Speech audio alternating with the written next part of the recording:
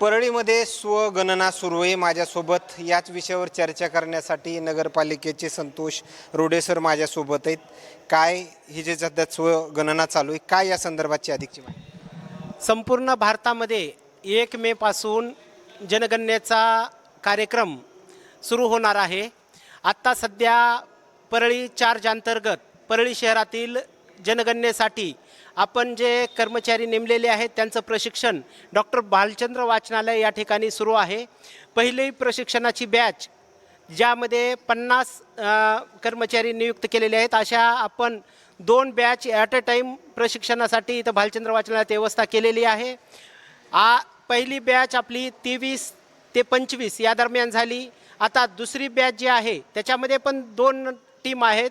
त्याच्यामध्ये आता आपली दुसरी बॅच 27 ते 29च्या दरम्यान आणि तिसरी बॅच ती 4 ते 6 या दिनांकास होणार आहे। जनगणनेमध्ये 1 मे पासून हे जे सध्या शिक्षक वगैरे बसले नेमकी एकूण काय माहिती वगैरे दिली?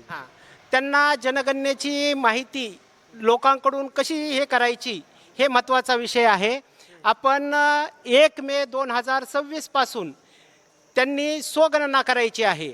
आम्ही त्याच्यावर वेबसाईटवर संपूर्ण माहिती किंवा त्यांना जे 34 प्रश्न आहेत ती 34 प्रश्न त्यांनीच अपलोड करायचे आहेत आणि प्रत्यक्ष घरगणनेचं काम 16 मे पासून संपूर्ण भारतामध्ये चालू होणार आहे। परळी शहरात देखील चालू होणार आहे। परळी शहराचे आपण एकूण 208 भाग तयार केलेले आहेत। त्यावर 208 कर्मचाऱ्याची नियुक्ती केलेली आहे। प्रत्येक 6 प्रगणकावर 1 पर्यवेक्षकाची नियुक्ती केलेली आहे आणि ह्या पद्धतीनं आपण जवळपास 300 कर्मचाऱ्यांची नियुक्ती या जनगणनेच्या कामासाठी केलेली आहे।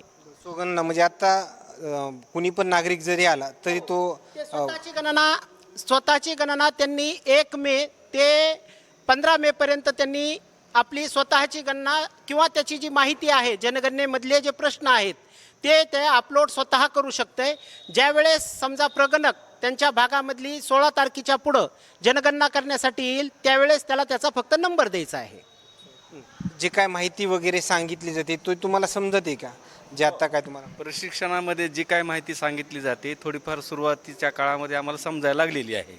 आता इथून अजून आमचं प्रशिक्षण पूर्ण व्हायचं आहे, तर पूर्ण प्रशिक्षण झाल्यानंतर आम्हाला सगळी माहिती अवगत होऊन जाईल। धन्यवाद। या ठिकाणी पाहिलं गेलं तर परळीमध्ये स्वगणना सुरू आहे आणि या दरम्यान आलेली माहिती आणखीन काही नवीन अपडेट्स मिळतील का हे देखील पाहणं तेवढंच महत्त्वाचं ठरणार आहे। कॅमेरामॅन सोबत सुरेश बडिया, बीड, परळी।